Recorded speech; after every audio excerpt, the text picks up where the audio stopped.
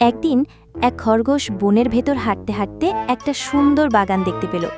বাগানে সারি সারি টাটকা গাজর ঝকমক করছে। খরগোশের চোখ চকচক করে উঠল। সে চুপি চুপি ঢুকে একটা গাজর তুলে খেতে লাগল। খাওয়ার পর সে খুশি হয়ে বলল, আহা, একেবারে দারুণ! যদি আরেকটা খাই তাহলে আরও মজা হবে। কিছুক্ষণ পর সে আরেকটা তুলল, তারপর আরেকটা।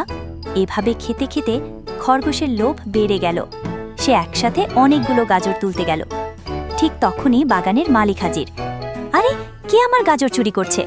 চিৎকার করে দৌড়ে এলো। খরগোশ ভয় পেয়ে পালাতে লাগল, কিন্তু মুখে আর হাতে এত গাজর ছিল যে সে হোঁচট খেয়ে গড়িয়ে পড়ল। সব গাজর ছড়িয়ে গেল চারদিকে। মালিক বলল, দেখেছ, লোভ করলে কখনো ভালো হয় না। খরগোশ লজ্জা পেয়ে মাথা নিচু করে বলল, হ্যাঁ, বুঝেছি। যদি শুধু একটা খেতাম তাহলে ধরা পড়তাম না।